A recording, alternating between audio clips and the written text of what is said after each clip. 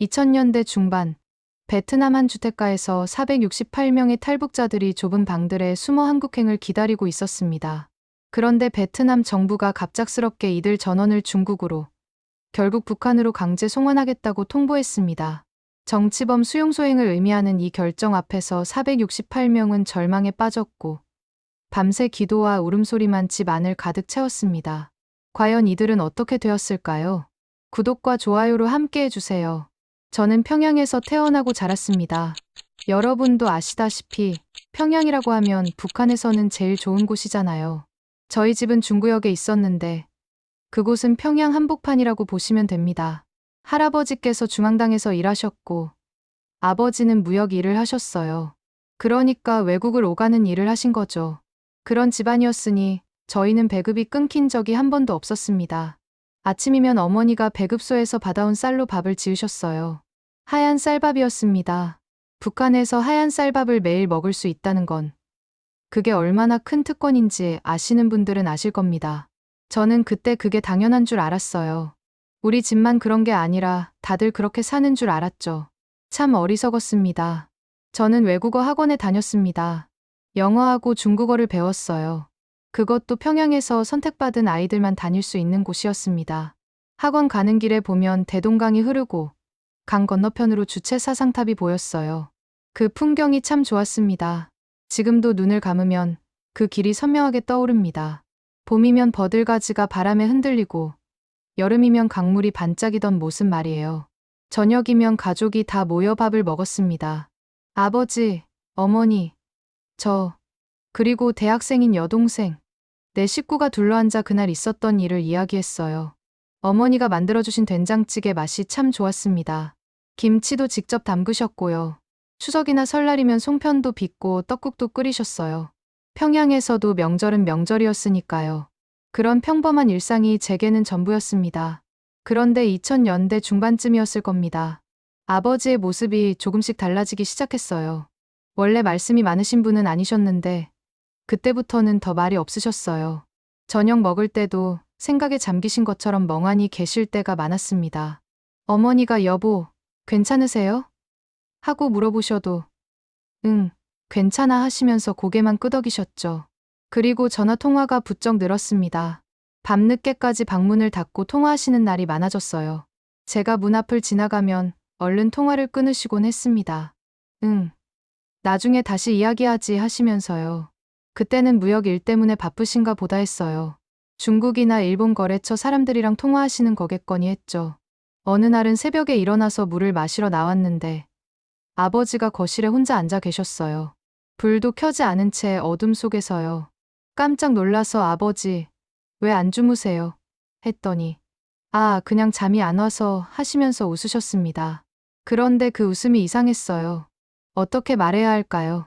뭔가 무거운 걸 짊어지신 것 같은 그런 웃음이었습니다. 그 무렵 아버지는 출장도 잦아지셨어요. 일주일에 한 번씩은 중국에 다녀오셨고 집에 계실 때도 서류를 많이 보셨습니다. 저는 그냥 일이 바쁘신가 보다 했어요. 우리 아버지는 능력 있는 무역 일꾼이니까 당에서 중요한 일을 맡기시나 보다 생각했죠. 하지만 어머니는 달랐던 것 같아요. 지금 생각해보면 어머니는 뭔가 눈치를 채고 계셨던 것 같습니다. 아버지를 바라보시는 눈빛이 걱정스러웠거든요. 그래도 여쭤보지는 않으셨어요. 우리 어머니는 원래 남편을 믿고 따르시는 분이셨으니까요. 그게 그 시대 여자들의 미덕이었잖아요. 저는 그저 학원에 다니고 친구들 만나고 집에 와서 저녁 먹고 그렇게 평범하게 살았습니다. 가끔 아버지가 중국에서 사오신 과자를 먹으며 역시 우리 아버지 최고야 하고 좋아했어요. 그게 제 일상이었습니다. 평온하고 안전한 아무 걱정 없는 일상이었죠. 그런데 그해 겨울이 다가오면서 아버지의 분위기는 더욱 달라졌습니다. 뭔가 결정을 내리신 것 같았어요. 표정에서 그게 느껴졌습니다. 하지만 저는 끝까지 물어보지 못했어요. 아버지께 함부로 여쭤볼 수 있는 분위기가 아니었거든요. 그리고 설마 했죠. 설마 우리 같은 집안에 무슨 큰일이 있겠어요. 우리는 평양 사람이고 배급 잘 받고 잘 사는 집안인데. 그렇게 그해 겨울이 왔습니다. 평양의 겨울은 매서웠어요. 바람이 차갑게 불었고 대동강은 얼어붙기 시작했습니다. 그 추운 겨울에 저희 가족에게 상상도 못할 일이 벌어질 줄은 꿈에도 몰랐습니다. 그날은 12월 초순쯤이었을 겁니다. 평양에 눈이 내리기 시작했어요. 첫눈이었습니다. 저는 학원을 마치고 집으로 돌아오는 길이었는데 골목 어귀에서 검은 승용차 한 대가 서 있는 걸 봤습니다. 평양에서 승용차는 흔한 게 아니잖아요. 그것도 우리 집 앞에 서 있다는 게 이상했어요. 차에서 내린 사람은 인민복을 입은 남자 2명이었습니다. 표정이 굳어 있었고 말투도 딱딱했어요. 아버지는 현관문 앞에서 그들과 이야기를 나누고 계셨습니다. 제가 다가가자 아버지가 얼른 손짓을 하셨어요. 은혜야, 방에 들어가 있거라. 그 목소리에 긴장이 묻어 있었습니다. 방에 들어가 문틈으로 살짝 귀를 기울였습니다. 하지만 목소리가 너무 낮아서 무슨 이야기를 하는 건지 잘 들리지 않았어요. 동무가 조심하셔야 요즘 분위기가 그런 단어들만 희미하게 들렸습니다. 한참 뒤에 차가 떠나고 아버지가 집으로 들어오셨어요. 얼굴이 창백했습니다. 그날 저녁 식탁 분위기가 무거웠어요. 아버지는 숟가락을 들었다 놓기를 반복하셨고 어머니는 계속 아버지 얼굴만 살피셨습니다. 여동생도 눈치를 챘는지 조용히 밥만 먹었어요. 제가 용기를 내서 물었습니다. 아버지, 낮에 오신 분들은 누구예요? 아버지는 잠시 망설이시더니 말씀하셨어요. 직장 동료들이야. 별일 아니다. 하지만 별일이 아닌 게 아니었습니다. 그날 이후로 아버지는 더 자주 밖에 나가셨고 집에 계실 때도 항상 뭔가 생각에 잠겨 계셨어요. 어느 날 밤에는 어머니와 방에서 긴 이야기를 나누시는 소리가 들렸습니다. 여보, 정말 그래야 합니까? 어머니의 목소리가 떨리고 있었어요. 다른 방법은 없소. 하지만 아버지의 대답은 들리지 않았습니다. 저는 그때부터 불안해지기 시작했습니다. 우리 집에 무슨 일이 생기는 건가? 아버지가 무슨 잘못이라도 하신 건가? 밤에 잠을 자다가도 깨곤 했어요. 혹시 새벽에 보이부 사람들이 들이닥치는 건 아닐까? 평양에서는 그런 일이 가끔 있다는 걸 알고 있었거든요. 어느 날 갑자기 이웃집 사람이 끌려가고 그 집 식구들은 모두 지방으로 추방되고 그런 이야기들을 귀동냥으로 들어왔습니다. 그러던 어느 날 아버지가 저와 여동생을 부르셨어요. 너희들한테 할 말이 있다. 심각한 표정이셨습니다. 우리는 아버지 앞에 나란히 앉았어요. 심장이 두근거렸습니다. 아버지가 너희를 다른 데 데려가게 될 것 같구나. 다른 데요? 어디요? 중국이다. 잠깐 갔다 오는 거다. 중국이요? 왜요? 묻지 말거라? 그냥 아버지를 믿어라. 여동생이 울먹이며 물었어요. 아버지, 우리가 무슨 잘못했어요? 아버지는 고개를 저으시며 여동생을 안아주셨습니다. 너희 잘못이 아니다. 아무 잘못도 없어. 그냥 아버지가 너희를 지키려는 거란다. 그 말이 무슨 뜻인지 저는 이해할 수 없었어요.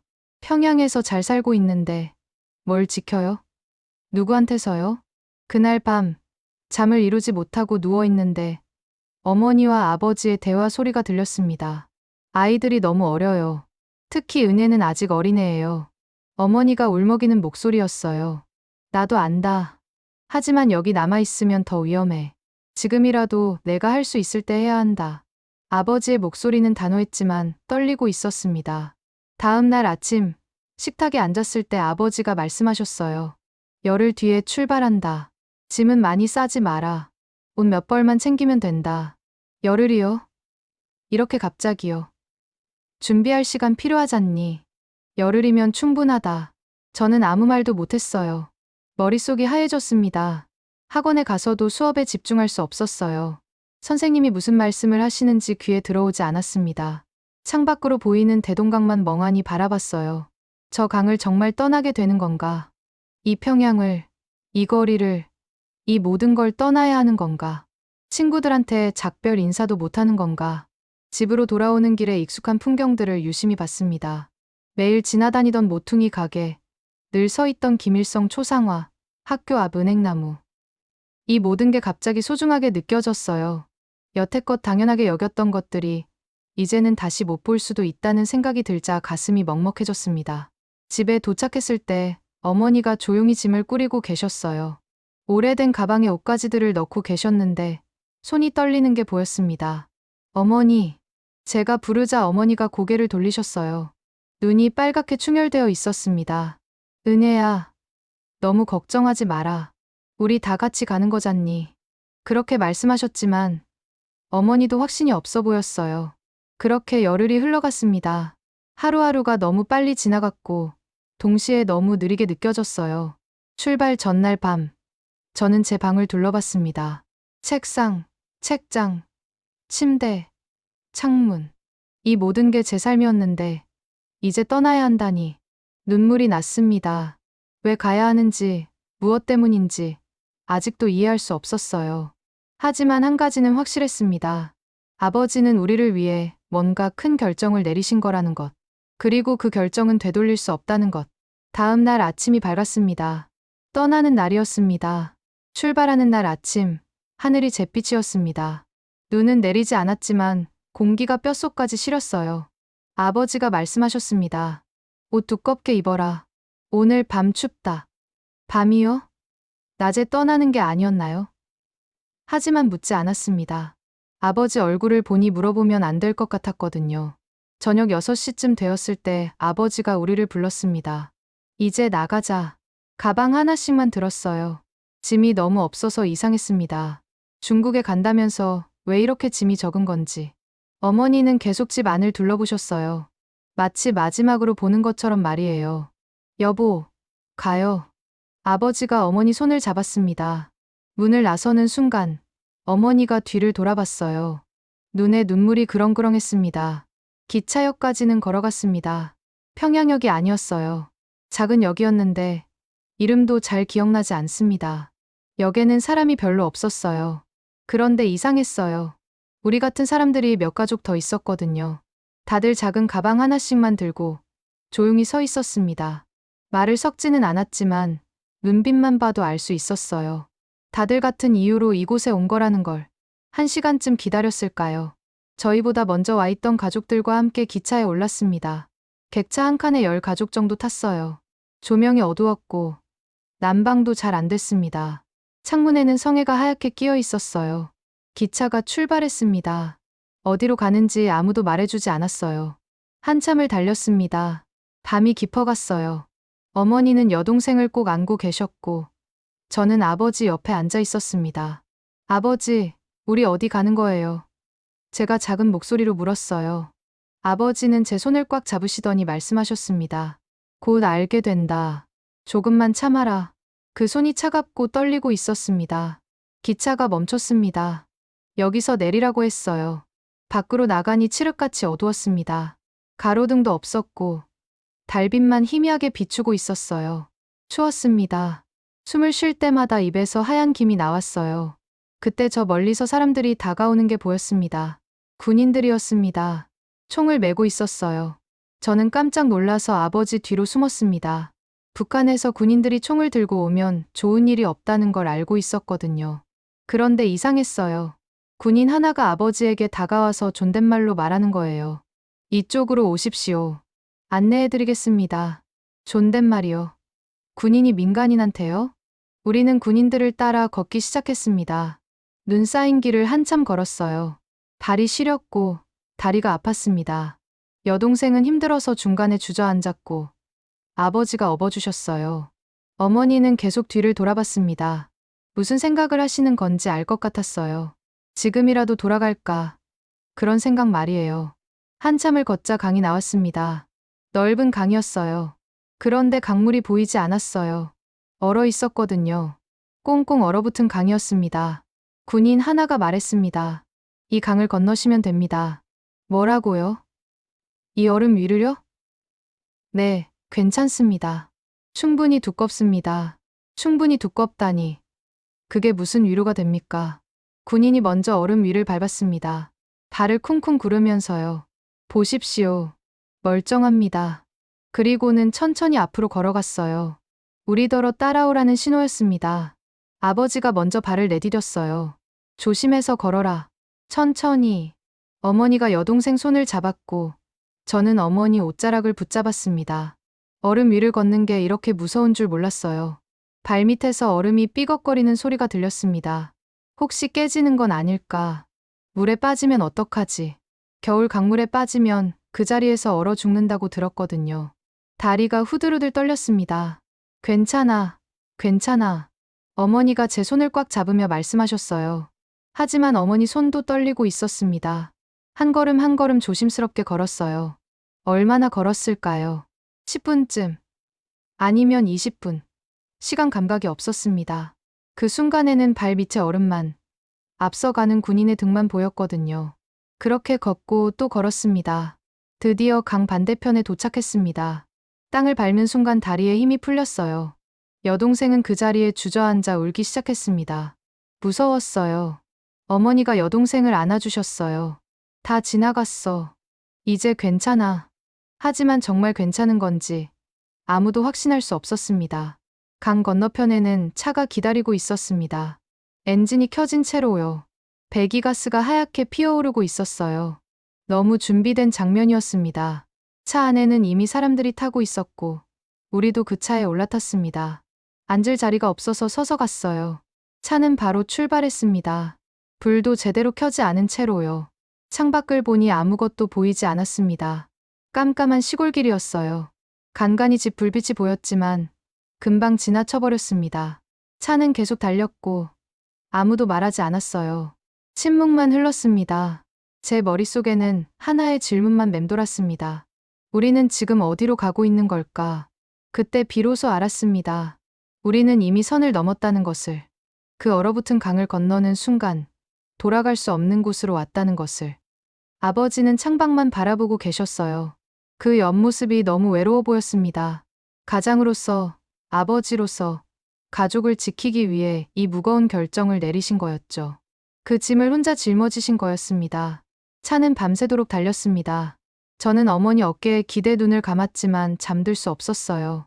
눈을 감으면 방금 전 건넜던 강이 떠올랐고 발밑에서 울리던 얼음 소리가 들렸습니다. 그리고 알 수 없는 불안이 계속 가슴을 짓눌렀어요. 동이 트기 시작했습니다. 창밖 풍경이 조금씩 보이기 시작했어요. 그런데 이상했습니다. 간판에 글씨가 달랐거든요. 북한 글씨가 아니었어요. 그제야 깨달았습니다. 우리는 이미 중국에 와 있었다는 것을. 중국에 도착했을 때는 아침이었습니다. 해가 떠오르고 있었어요. 차는 어느 마을 입구에서 멈췄고 우리는 작은 집 한 채로 안내됐습니다. 조선족이 사는 집이었어요. 마당에 김치독이 놓여있는 걸 보니 그제야 조금 안심이 됐습니다. 여기도 우리랑 비슷하게 사는구나 싶었거든요. 집주인 아주머니가 따뜻한 국수를 내주셨어요. 많이 놀라셨죠. 일단 드세요. 그 말을 들으니 눈물이 났습니다. 며칠 만에 처음 듣는 따뜻한 말이었거든요. 국수는 뜨겁고 짰지만 맛있었어요. 살아있다는 게 실감났습니다. 그 집에서 한 달 가까이 머물렀습니다. 낮에는 밖에 나가지 말라고 했어요. 공안들이 순찰 돌아요. 조심해야 합니다. 공안이요? 그게 뭔데요? 중국 경찰이에요. 탈북자 찾으면 북한으로 보내버려요. 그 말에 온몸이 얼어붙었습니다. 우리가 탈북자라는 말인가요? 방 안에만 있으니 답답했어요. 작은 창문으로 밖을 내다봤습니다. 사람들이 자전거 타고 지나가고 아이들이 뛰어놀고 일상적인 풍경이었어요. 그런데 우리는 그 안에 섞일 수 없었습니다. 숨어 지내야 했거든요. 처음으로 느꼈어요. 우리가 뭔가 잘못된 일을 하고 있는 것처럼 숨어야 하는 사람이 되었다는 거요. 아버지는 매일 나가셨어요. 어디 가시는지 말씀하지 않으셨고 저녁 늦게 돌아오셨습니다. 전화 통화도 많이 하셨어요. 중국말로 통화하실 때도 있었고 우리말로 하실 때도 있었어요. 네, 알겠습니다. 준비하겠습니다. 뭘 준비하시는 걸까요? 어느 날 아버지가 쇼핑백을 들고 오셨어요. 안에는 옷이 들어 있었습니다. 청바지였어요. 입어봐라. 너희 사이즈에 맞을 거다. 청바지요? 저는 평양에서 청바지를 입어본 적이 없었어요. 입을 수 없는 옷이었거든요. 그런데 여기서는 입어도 된다고요? 거울 앞에 섰을 때 이상한 기분이 들었어요. 거울 속 제가 낯설었습니다. 평양에 있을 때의 저와는 달라 보였어요. 옷만 바뀐 게 아니라 뭔가 다른 사람이 된 것 같았습니다. 여동생은 신기해하며 빙글빙글 돌았어요. 언니, 나 예쁘지? 예쁘기는 했는데 마음 한구석이 불편했어요. 우리가 평양 사람이 아니게 된 것 같아서요. 며칠 뒤 아버지가 우리를 중국 식당에 데려가셨어요. 생전 처음 가보는 중국 식당이었습니다. 메뉴판을 봐도 뭔지 모르겠더라고요. 아버지가 주문하셨고 음식이 나왔을 때 깜짝 놀랐어요. 양이 엄청났거든요. 많이 먹어라. 실컷 먹어. 아버지 목소리가 떨렸어요. 마치 평양에서는 실컷 먹이지 못해서 미안하다는 것 같았습니다. 음식은 맛있었어요. 기름지고 짰지만 맛있었습니다. 하지만 먹으면서 계속 울컥했어요. 평양 집에서 먹던 어머니 된장찌개 생각이 났거든요. 그 집, 그 식탁, 그 익숙한 모든 것들이 그리웠습니다. 여기 음식이 맛있어도 고향 음식만 못했어요. 그날 밤, 저는 용기를 내서 아버지께 물었습니다. 아버지, 우리 언제 평양으로 돌아가요? 아버지는 한참 동안 아무 말씀이 없으셨어요. 그러다가 천천히 고개를 드셨습니다. 은혜야, 그 목소리가 너무 무겁게 느껴졌습니다. 우리는 돌아가지 않는다. 돌아가지 않는다고요? 무슨 말씀이세요? 영영 안 돌아간다는 말이다. 저는 멍하니 아버지를 바라봤어요. 영영이요? 우리는 이제 한국으로 간다. 한국이요? 나만 말씀이세요? 그래. 나만. 대한민국. 그 순간 머릿속이 하얘졌습니다. 그럼 우리가 탈북자란 말씀이세요? 제 목소리가 떨렸어요. 아버지는 고개를 끄덕이셨습니다. 미안하다. 미리 말하지 못해서. 왜 말씀 안 하셨어요? 말했으면 너희가 더 힘들었을 거다. 그리고 아버지가 말을 멈추셨어요. 나도 확신이 없었다. 정말 성공할 수 있을지. 그날 밤 잠을 이룰 수 없었습니다. 탈북자. 그 단어가 계속 머릿속을 맴돌았어요. 우리가 탈북자라니. 평양에서 배웠던 것들이 떠올랐습니다. 탈북자는 배신자라고, 민족 반역자라고 배웠거든요. 그런데 우리가 그렇게 됐다고요? 아니에요. 우리는 배신한 게 아니에요. 우리는 그냥 살려고 했을 뿐인데 며칠 동안 말을 하지 못했어요. 어머니도 여동생도 마찬가지였습니다. 우리는 각자 방에 앉아 생각에 잠겼어요. 평양에 두고 온 것들이 자꾸만 떠올랐습니다. 학원 친구들, 학교 선생님, 집 근처 상점 아줌마. 그 사람들은 지금 뭐 하고 있을까? 우리가 사라진 걸 알까? 혹시 찾고 있을까? 아버지가 어느 날 말씀하셨어요. 내가 너희를 이렇게 만들었구나. 자책하시는 목소리였습니다. 아니에요, 아버지. 제가 대답했어요. 아버지가 우리를 지키려고 하신 거잖아요. 그랬어요. 아버지는 우리를 지키려고 이 선택을 하신 거였어요. 가장으로서, 아버지로서 할 수 있는 최선의 선택을요. 시간이 지나면서 조금씩 받아들이기 시작했습니다. 우리는 이제 돌아갈 수 없다는 것. 평양은 더 이상 우리 집이 아니라는 것. 그리고 우리 앞에는 새로운 길이 놓여 있다는 것.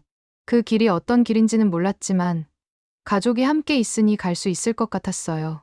한 달쯤 지났을 때 아버지가 말씀하셨습니다. 곧 다시 떠난다. 베트남으로 간다.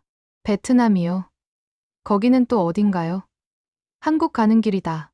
조금만 더 참아라. 또 떠나야 한다는 게 두려웠지만 이제는 알았어요. 멈출 수 없다는 걸. 일단 시작한 이상 끝까지 가야 한다는 걸. 짐을 다시 쌌습니다. 가져온 것도 없었지만 챙길 것도 없었어요. 중국에서 산 청바지 몇 벌. 그게 전부였습니다. 집주인 아주머니가 김밥을 싸주셨어요. 조심히 가세요. 무사히 도착하길 빌게요. 그 말에 또 눈물이 났습니다. 낯선 곳에서 만난 낯선 사람인데 이렇게 따뜻할 수가 있구나. 다시 차에 올랐습니다. 이번에는 기차였어요. 창밖으로 중국 풍경이 스쳐 지나갔습니다. 넓은 들판, 높은 건물, 수많은 사람들. 우리는 그 풍경 속을 지나가는 작은 존재였습니다. 어디로 가는지도 무엇이 기다리는지도 모른 채로요. 기차와 버스를 여러 번 갈아타고 작은 배도 탔습니다. 며칠을 그렇게 이동했어요. 정확히 며칠인지는 모르겠어요. 낮인지 밤인지도 헷갈릴 정도로 계속 움직였으니까요. 그러다 어느 항구에 도착했을 때 아버지가 말씀하셨어요. 여기가 베트남이다. 베트남은 중국과 완전히 달랐습니다. 더웠어요. 한겨울에 떠났는데 여기는 후덥지근했습니다. 오토바이가 엄청 많았어요. 길거리에 오토바이가 물결치듯 지나갔고 경적 소리가 귀가 아플 정도였습니다. 사람들이 쓰는 말도 전혀 알아들을 수 없었어요. 완전히 다른 세상에 온 것 같았습니다. 차를 타고 1시간쯤 갔을까요? 주택가에 차가 멈췄어요. 평범해 보이는 2층 집이었습니다. 대문을 열고 들어가는데 신발이 현관에 가득했어요. 얼마나 많은지 신발장이 아니라 바닥에 줄줄이 놓여 있었습니다. 이상했어요. 이 집에 이렇게 많은 사람이 사나? 문을 열고 들어가는 순간 숨이 막힐 것 같았습니다. 사람 냄새가 확 밀려왔거든요. 복도 양옆으로 방문이 여러 개 있었고 문이 열려 있는 방마다 사람들이 빽빽하게 앉아 있었어요. 바닥에 이불을 깔고 그 위에 옹기종기 모여 있었습니다. 아이를 아는 젊은 엄마, 백발의 할머니, 중년 남자들, 우리 또래 여자애들. 온갖 나이, 온갖 모습의 사람들이었어요. 그런데 한 가지 공통점이 있었습니다. 모두 지친 얼굴을 하고 있었다는 거예요. 눈빛에 불안이 가득했습니다. 우리가 들어서자 사람들이 우리를 쳐다봤어요. 하지만 말을 걸지는 않았습니다.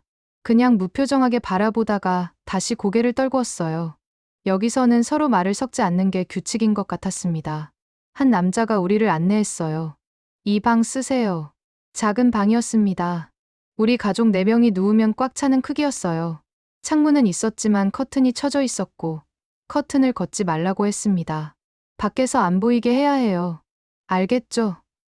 우리는 고개를 끄덕였습니다.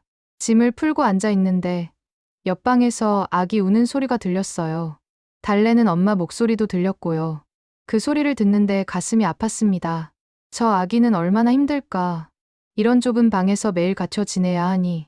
저녁 때가 되자 밥이 나왔어요. 큰 솥에 지은 밥을 여러 사람이 나눠 먹었습니다. 국은 묽었고 반찬은 김치랑 나물 조금이 전부였어요. 하지만 불평하는 사람은 없었습니다. 다들 조용히 받아서 먹었어요. 여기서는 감사하게 먹는 게 예의인 것 같았습니다. 며칠이 지나자 조금씩 사람들과 이야기를 나누게 됐어요. 옆방 아주머니가 먼저 말을 걸어주셨습니다. 어디서 오셨어요? 평양에서요. 평양이요. 거긴 좋다면서요. 저는 대답하지 못했어요. 좋긴 뭐가 좋아요. 좋았으면 왜 여기 있겠어요. 그 아주머니는 함경도에서 오셨대요. 아들이 배고파서 공장 옥수수 몇 개 훔쳤다가 잡혀갔대요. 그 길로 가족 전체가 도망쳤다고 했습니다. 아들이 정치범 수용소 가면 우리 다 죽는 거예요. 그래서 그냥 나온 거예요. 목소리가 떨렸습니다. 다른 방에는 젊은 부부가 있었어요. 신혼인데 남편이 군대 탈영했대요. 더는 못 참겠더라고요. 하루 한 끼도 제대로 못 먹고 맞기만 하고 아내가 남편 손을 꽉 잡고 있었습니다. 그래도 살아야죠. 우리 아기 낳을 건데. 아내 배가 조금 불러 있었어요. 할머니 한 분도 계셨어요. 70이 넘으셨을 거예요. 자식들이 먼저 탈북했다가 할머니를 데리러 다시 왔대요. 이 늙은이를 버리지 않고 데리러 와줬어요. 고마운 자식들이에요. 할머니가 눈물을 닦으셨습니다. 한국 가서 손주들이나 보다가 죽으면 소원이 없어요. 이야기를 들으면 들을수록 알게 됐어요. 여기 있는 사람들 모두 각자의 사연이 있다는 걸.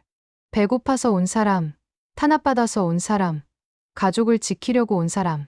이유는 달라도 목적은 같았습니다. 살기 위해서였어요. 그냥 사람답게 살기 위해서. 며칠 뒤 알게 됐습니다. 이 집만이 아니라는 걸요. 근처에 이런 집이 여러 채 있대요. 다 합치면 사람이 400명도 넘는데요. 정확히는 468명이라고 했습니다. 이렇게 많아요? 제가 놀라서 물었어요. 네. 다들 한국 가기 위해 기다리는 사람들이에요. 468명. 그 숫자가 머릿속에 맴돌았어요. 이렇게 많은 사람들이 고향을 버리고 여기까지 왔다니. 그리고 좁은 방에서 답답하게 기다리고 있다니. 언제 갈 수 있는지도 모르면서요.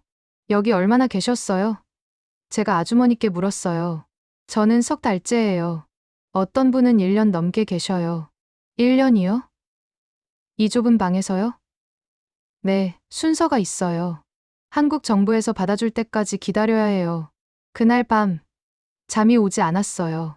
천장을 보며 생각했습니다. 우리도 여기서 1년을 기다려야 하나? 아니면 더 오래? 언제쯤 한국 땅을 밟을 수 있을까? 그리고 한국에 가면 정말 자유로울 수 있을까? 옆방에서 누군가 흐느끼는 소리가 들렸어요. 낮에는 참았던 울음을 밤에 터뜨리는 거였죠. 저도 눈물이 났습니다. 하지만 소리 내지 않았어요.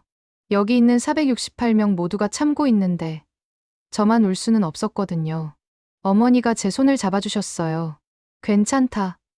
우리 함께 있잖니. 맞아요. 우리는 함께 있어요. 가족이 함께 있으니까 견딜 수 있을 거예요. 여기 있는 468명도 다 그렇게 버티는 거겠죠. 서로를 보면서 혼자가 아니라는 걸 확인하면서요. 창문 틈새로 베트남 밤하늘이 보였습니다. 별이 반짝이고 있었어요. 북한에서 보던 별이랑 똑같은 별이었습니다. 같은 하늘 아래 있는데 우리는 왜 이렇게 힘들게 살아야 할까요? 그 답을 아는 사람은 없었습니다. 베트남에 온 지 한 달쯤 지났을 때였습니다. 평소처럼 답답한 하루를 보내고 있었어요. 밥 먹고, 방에 앉아 있고, 가끔 화장실 가고. 그게 우리 일상이었습니다. 그런데 그날 저녁, 집 밖이 갑자기 시끄러워졌어요. 차 소리가 들렸습니다. 한 대가 아니었어요. 여러 대였습니다. 그리고 사람들 발소리, 무전기 소리. 누군가 숨죽여 말했습니다. 공안이다. 그 한마디에 온 집안이 얼어붙었어요. 불을 꺼야 한다고 했습니다. 모든 방에 불을 끄고 소리도 내지 말고 움직이지도 말라고요. 우리는 어둠 속에서 숨을 죽였습니다. 여동생이 무서워서 떨었어요. 어머니가 여동생 입을 손으로 살짝 가렸습니다. 소리 내지 말라는 뜻이었죠. 밖에서 발소리가 가까워졌습니다. 대문 두드리는 소리가 들렸어요. 똑똑똑. 심장이 터질 것 같았습니다. 제 옆에서 아버지가 숨을 참고 계신 게 느껴졌어요. 옆방에서는 아기 울음소리가 새어나올 뻔했는데 엄마가 재빨리 젖을 물렸나 봐요. 울음이 그쳤습니다. 한참을 그렇게 있었어요. 얼마나 지났을까요? 10분, 20분. 시간이 정말 안 가더라고요. 다리는 저렸지만 꼼짝도 할 수 없었습니다. 기침이 나올 것 같았지만 꾹 참았어요. 밖에서 무전기 소리가 들렸습니다. 여긴 이상 없다. 다음으로 이동한다. 차가 떠나는 소리가 들렸고 그제야 사람들이 조금씩 숨을 내쉬었습니다. 불을 켰을 때 모두의 얼굴이 창백했어요. 아이를 아는 엄마는 울고 있었고 할머니는 가슴을 쓸어내리고 계셨습니다. 살았네. 살았어. 누군가 중얼거렸어요. 하지만 진짜로 살아난 건지는 아무도 확신하지 못했습니다. 그날 밤 잠을 잘 수 없었어요. 눈을 감으면 공안들이 들어오는 꿈을 꿨습니다. 우리를 끌고 가는 꿈, 중국으로 보내지는 꿈, 북한으로 돌아가는 꿈. 깨서도 식은땀이 흘렀어요. 며칠 뒤 더 나쁜 소식이 들렸습니다. 한 남자가 집으로 급히 들어왔어요. 얼굴이 굳어 있었습니다.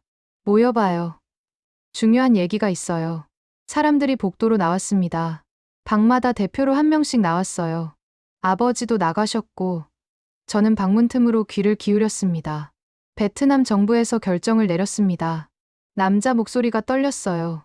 여기 있는 모든 사람을 원래 온 나라로 되돌려 보낸답니다. 무슨 소리예요? 중국으로 보낸대요. 그럼 중국에서는 북한으로 보내겠죠.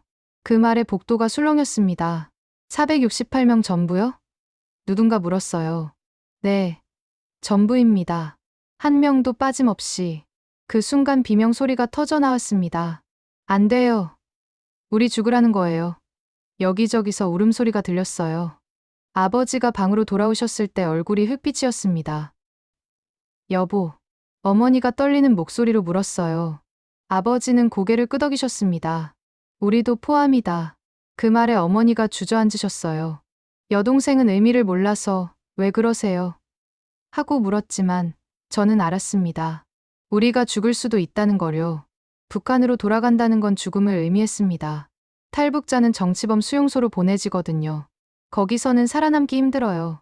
고문받고, 굶고, 일하다가 죽는 거예요. 들은 이야기로만 알았지만 그게 사실이라는 걸 모두가 알고 있었습니다. 그날 밤, 온 집안이 울음바다가 됐어요. 어떤 방에서는 기도 소리가 들렸고 어떤 방에서는 통곡 소리가 났습니다. 하느님, 제발요. 부처님, 살려주세요. 종교가 뭐든 상관없었어요. 그냥 누구라도 좋으니 우리를 살려달라고 빌었습니다. 할머니가 복도에 나와 절을 하고 계셨어요. 제발, 제발 손주들 얼굴 한 번만 보게 해주세요. 무릎이 닳도록 절을 하셨습니다. 신혼부부는 서로 껴안고 울었어요. 미안해, 당신 따라오지 말걸. 무슨 소리야. 우리 함께 가는 거야. 우리 방도 마찬가지였습니다.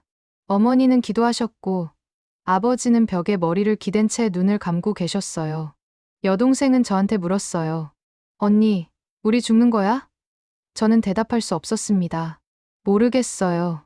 정말 모르겠어요. 밤새도록 잠들지 못했어요. 방마다 불이 켜져 있었습니다. 아무도 잠들 수 없었거든요. 어떤 이는 기도하고, 어떤 이는 울고, 어떤 이는 그냥 멍하니 앉아 있었습니다. 468명이 각자의 방에서 각자의 방식으로 절망하고 있었어요. 새벽이 됐을 때 어느 방에서 찬송가 소리가 들렸습니다. 주 예수보다 더 귀한 것은 없네. 떨리는 목소리였지만 계속 불렀어요.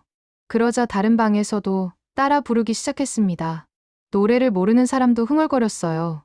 그렇게 새벽 어둠 속에서 468명의 기도가 이어졌습니다. 해가 떴습니다. 하지만 아무것도 달라지지 않았어요. 우리는 여전히 여기 갇혀 있었고, 북송 결정은 여전히 유효했습니다. 누군가 말했어요. 이제 어떡하지? 아무도 대답하지 못했습니다. 그날 오후, 밥이 나왔지만 먹는 사람이 거의 없었어요. 먹을 기운이 없었거든요. 어떤 할머니가 말씀하셨어요. 그래도 먹어야 해. 살아야 하잖아. 맞아요. 우리는 살아야 했어요. 어떻게든 살아남아야 했습니다. 아버지가 어디론가 나가셨어요. 다른 아버지들도 나갔습니다. 뭔가 방법을 찾으려고 하시는 것 같았어요. 저는 창문 커튼 틈으로 밖을 봤습니다. 평범한 베트남 거리였어요. 사람들이 오토바이 타고 다니고, 가게가 문을 열고, 일상이 흘러갔습니다. 우리만 시간이 멈춰 있었어요. 그날 밤도, 그 다음 날 밤도 잠들 수 없었습니다.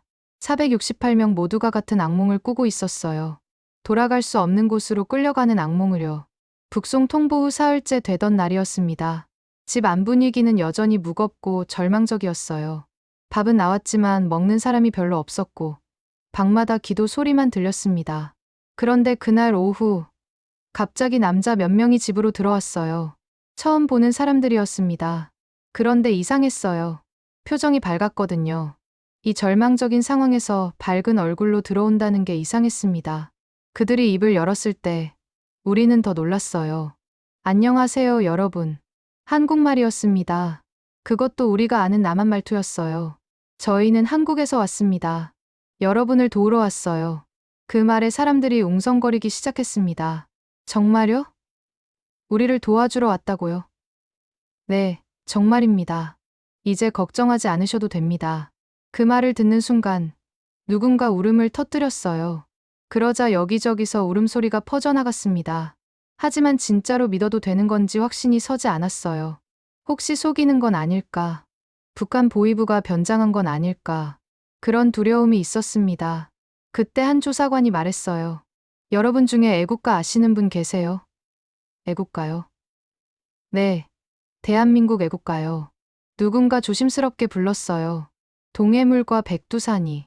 떨리는 목소리였습니다. 우리는 그 노래를 북한에서 배운 적이 없었거든요. 하지만 어렴풋이 들어본 적은 있었어요. 조사관이 함께 불렀어요. 그리고 끝까지 불렀을 때 사람들이 확신했습니다. 이 사람들은 진짜 한국에서 온 거라고. 조사가 시작됐습니다. 방마다 조사관들이 들어왔어요. 이름, 고향, 어떻게 왔는지, 가족은 누구인지 하나하나 물어봤습니다. 그런데 놀라운 건 그들이 존댓말을 쓴다는 거였어요. 말씀해 주시겠어요? 괜찮으시면 천천히 얘기해 주세요. 북한에서는 조사받을 때 존댓말을 들어본 적이 없었거든요. 그게 너무 낯설고 또 고마웠습니다. 우리 차례가 왔을 때 조사관 한 분이 방으로 들어오셨어요. 젊은 남자였는데 눈빛이 따뜻했습니다. 안녕하세요. 평양에서 오셨다고요? 네, 힘드셨겠어요. 많이 놀라셨죠? 그 한마디에 눈물이 났어요. 네, 많이 놀랐어요. 죽을 뻔했어요. 조사는 이틀 밤낮 동안 계속됐습니다. 468명 한 명 한 명 다 조사했어요. 아무도 빠뜨리지 않았습니다. 할머니들은 말이 어눌했지만 조사관들은 천천히 기다려주었어요. 아이들은 울었지만 달래주면서 조사했습니다. 임신한 여자는 힘들어했지만 쉬어가면서 했어요. 조사가 끝난 다음 날 발표가 있었습니다. 여러분 모두 한국으로 갈 수 있습니다. 그 순간 집 안이 환호성으로 가득 찼어요. 정말요? 전부요? 네, 468명 전부입니다. 한 명도 남기지 않습니다. 한 명도 남기지 않는다. 그 말이 얼마나 고마웠는지 몰라요. 우리는 함께 왔고, 함께 고생했으니까, 함께 가야 했어요. 한 명이라도 남으면 안 됐습니다. 그 한 명 때문에 나머지도 위험해질 수 있었거든요. 그런데 한국 정부는 우리 모두를 데려가겠다고 했어요. 언제 출발합니까? 누군가 물었어요. 내일입니다. 내일이요? 이렇게 빨리요? 네, 빠를수록 좋습니다. 시간이 지날수록 위험해지니까요. 맞는 말이었어요. 베트남 정부 결정이 언제 바뀔지 모르니까요. 그날 밤은 설렘과 불안이 섞인 밤이었습니다. 드디어 한국에 간다. 자유를 얻는다. 하지만 과연 무사히 갈 수 있을까? 중간에 뭔가 잘못되는 건 아닐까? 그런 생각들이 머릿속을 맴돌았어요. 다음 날 아침 일찍 우리는 짐을 챙겼습니다. 챙길 것도 없었어요. 가방 하나가 전부였으니까요. 하지만 그 가방 안에는 우리의 모든 것이 들어 있었습니다. 북한에서 가져온 옷, 중국에서 산 청바지, 그리고 살아남겠다는 의지. 버스가 도착했습니다. 큰 버스 여러 대였어요. 우리는 차례대로 올라탔습니다. 할머니들은 계단이 높아서 힘들어했지만 젊은 사람들이 부축해드렸어요. 아이들은 신기해하며 창밖을 봤고 어른들은 긴장한 얼굴로 앉아 있었습니다. 버스가 출발했습니다. 공항으로 간다고 했어요. 창밖으로 베트남 거리가 지나갔습니다. 한 달 넘게 갇혀있던 우리에게 박풍경은 너무 낯설었어요. 세상이 이렇게 밝고 넓었나 싶었습니다. 공항에 도착했을 때 긴장이 최고조에 달했어요. 혹시 여기서 막히는 건 아닐까? 출국 거부당하는 건 아닐까? 하지만 모든 게 순조로웠습니다. 너무 순조로워서 오히려 이상할 정도였어요. 누군가 미리 다 준비해 놓은 것 같았습니다. 비행기에 올랐습니다. 생전 처음 타는 비행기였어요. 큰 비행기였는데 468명이 다 탈 수 있었습니다. 좌석에 앉았을 때 손이 떨렸어요. 좌석 손잡이를 꽉 붙잡았습니다. 옆에 어머니가 앉아 계셨고 제 손을 잡아주셨어요. 이제 됐다. 어머니가 작게 말씀하셨어요. 비행기가 움직이기 시작했습니다. 땅에서 떨어지는 순간 누군가 비명을 질렀어요. 무서워서요. 하지만 곧 울음으로 바뀌었습니다. 감격의 울음이었어요. 우리는 떴어요. 베트남 땅에서 떠났어요. 이제 돌아갈 수 없어요. 앞으로만 갈 수 있어요. 창밖으로 구름이 보였습니다. 하얀 구름 위를 날고 있었어요. 북한에서는 상상도 못했던 풍경이었습니다. 할머니 한 분이 창밖을 보며 말씀하셨어요. 하늘이 우릴 살려줬구나. 맞아요. 하늘이, 그리고 보이지 않는 곳에서 애쓴 많은 분들이 우리를 살려주셨어요. 비행기 안에서 468명은 각자의 방식으로 감사했습니다. 기도하는 사람, 우는 사람, 웃는 사람, 그냥 멍하니 앉아 있는 사람. 모두 달랐지만 마음은 같았어요. 살았다. 우리가 살았다. 몇 시간 뒤 기장의 방송이 나왔습니다. 곧 인천국제공항에 착륙하겠습니다. 인천, 한국, 대한민국. 그 단어들이 귀에 들어왔을 때 가슴이 벅차올랐습니다. 드디어 도착하는구나. 비행기 바퀴가 땅에 닿는 소리가 들렸습니다. 덜컹. 그 소리와 함께 468명이 숨을 내쉬었어요. 도착했습니다. 인천국제공항입니다. 기장의 말에 박수가 터져 나왔습니다. 울면서 박수 치는 사람, 기도하면서 박수 치는 사람. 저도 박수를 쳤어요. 손이 아플 정도로 쳤습니다. 비행기 문이 열렸습니다. 차가운 공기가 들어왔어요. 겨울이었거든요. 그런데 그 차가운 공기가 이렇게 좋을 수가 없었습니다. 자유의 공기였어요. 아무도 우리를 잡아가지 않는 공기, 숨어 지내지 않아도 되는 공기. 계단을 내려갈 때 다리가 후들거렸어요. 할머니 한 분은 땅에 내려서자마자 주저앉으셨습니다. 땅을 만지시면서 우셨어요. 고맙습니다. 고맙습니다. 누구한테 하시는 말인지는 몰랐지만 우리 모두 그 마음을 알았어요. 공항에서 버스를 타고 하나원으로 갔습니다. 하나원이라는 곳은 탈북자들이 한국 생활을 배우는 곳이라고 했어요. 거기서 석 달 동안 지내야 한대요. 한국말 배우고, 한국 문화 배우고, 한국에서 살아가는 법을 배운다고 했습니다. 처음에는 모든 게 낯설었어요. 말투가 달랐거든요. 북한에서는 동무라고 했는데 여기서는 친구라고 해요. 인민이 아니라 국민이래요. 같은 우리말인데 다른 단어를 쓰니까 헷갈렸습니다. 선생님들이 웃으면서 고쳐주셨어요. 괜찮아요. 천천히 배우면 돼요. 음식 맛도 달랐어요. 김치가 더 매웠고, 찌개는 더 짰습니다. 그런데 신기한 건 먹다 보니 익숙해졌어요. 아, 우리가 같은 민족이구나. 입맛이 비슷하구나. 그런 생각이 들었습니다. 어느 날 선생님이 우리를 마트에 데려갔어요. 큰 마트였습니다. 문을 열고 들어갔을 때 저는 그 자리에 멈춰 섰어요. 물건이 가득했거든요. 선반마다 물건이 넘쳐났어요. 과자, 라면, 고기, 과일, 온갖 것들이 다 있었습니다. 이거 다 살 수 있어요? 제가 물었어요. 네. 돈만 있으면요. 돈만 있으면 이 모든 걸 살 수 있다고요? 북한에서는 돈이 있어도 물건이 없었거든요. 배급은 끊기고, 장마당에서는 비싼 가격에 조금씩만 팔고, 그런데 여기는 달랐어요. 물건이 넘쳐났습니다. 선택할 수 있다는 게 이렇게 신기한 일인 줄 몰랐어요. 편의점도 신기했습니다. 24시간 내내 문을 연대요. 밤에도, 새벽에도 물건을 살 수 있다고요. 밤에 배고프면 어떡해요? 선생님이 웃으며 대답하셨어요. 편의점 가면 되죠. 그게 가능하다니, 밤중에 밖을 나돌아다닐 수 있다니, 북한에서는 상상도 못할 일이었습니다. 인터넷도 배웠어요. 컴퓨터로 세상의 모든 정보를 볼 수 있다고 했습니다. 처음에는 무서웠어요. 북한 소식도 볼 수 있다고 하니까요. 용기를 내서 검색해봤습니다. 평양이라고요. 사진들이 나왔어요. 대동강, 주체사상탑, 평양거리. 눈물이 났습니다. 보고 싶었어요. 고향이 그리웠어요. 북한에 두고 온 사람들 생각도 많이 했습니다. 학원 친구들은 잘 지내고 있을까? 이웃집 아주머니는 건강하실까? 우리가 사라진 걸 알고 어떤 생각을 하실까? 혹시 곤란한 일을 당하신 건 아닐까? 그런 생각을 하면 가슴이 아팠어요. 하나원을 졸업하고 집을 얻었습니다. 작은 집이었지만 우리 가족만의 집이었어요. 보증금도 정부에서 도와줬고 생활비도 지원받았습니다. 이렇게까지 해주시나요? 아버지가 놀라서 물었어요. 담당 선생님이 말씀하셨습니다. 당연하죠. 같은 국민인데요. 같은 국민. 그 말이 가슴에 와닿았어요. 우리는 이제 대한민국 국민이에요. 자유롭게 살 수 있는 국민이요. 누가 감시하지 않아요. 하고 싶은 말 할 수 있어요. 가고 싶은 곳 갈 수 있어요. 이게 자유구나. 이게 인간답게 사는 거구나.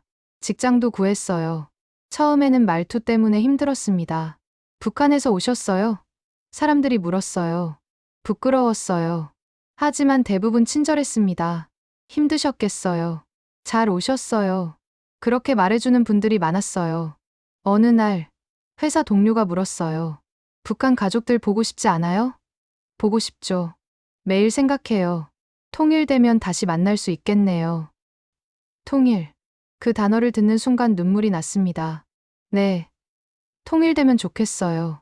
우리 세대의 통일을 볼 수 있으면 좋겠어요. 북한에 있는 친구들에게 말해주고 싶어요. 여기는 자유로워요. 배고프지 않아요. 말하고 싶은 건 말할 수 있어요. 무서워하지 않아도 돼요. 하지만 그 말을 전할 수가 없어요. 그저 기도할 뿐입니다. 제발 건강하게 지내시라고요. 가끔 평양이 그립습니다. 대동강 물소리, 버들가지 흔들리던 모습, 학원 가던 길. 그 모든 게 그리워요. 하지만 돌아가고 싶지는 않아요. 여기가 좋거든요. 자유롭게 숨 쉴 수 있는 이곳이 좋아요. 468명은 지금 각자의 자리에서 살아가고 있습니다. 할머니는 손주를 만났고 신혼부부는 아기를 낳았어요. 함경도 아주머니는 식당을 차렸고 젊은 청년들은 대학에 다니고 있습니다. 모두 열심히 살아요. 목숨 걸고 얻은 자유니까요. 저는 가끔 생각합니다. 만약 그날 밤 아버지가 중국 좀 다녀오자 하지 않으셨다면 어땠을까? 여전히 평양에서 살고 있었을까? 불안해하며 숨죽이며 자유 없이 살았을까? 아마 그랬을 거예요. 아버지께 감사합니다. 가장으로서 무거운 결정을 내려주셔서요. 우리를 이 자유의 땅으로 데려와 주셔서요. 그리고 한국 정부에 감사합니다. 468명을 한 명도 빠짐없이 구해주셔서요. 보이지 않는 곳에서 애쓰신 모든 분들께 감사합니다. 이제 저는 대한민국 사람입니다. 자유롭게 꿈꿀 수 있는 사람이에요. 북한에 있는 사람들도 언젠가는 이 자유를 누렸으면 좋겠어요. 통일이 되어서 우리가 다시 만날 수 있으면 좋겠어요. 같은 민족인데 왜 이렇게 다르게 살아야 할까요? 언젠가는 하나가 되는 날이 오겠죠. 그날을 꿈꾸며 오늘도 열심히 살아갑니다. 자유를 누리며 감사하며 희망을 품고요. 감사합니다. 구독과 좋아요 꼭 부탁드립니다.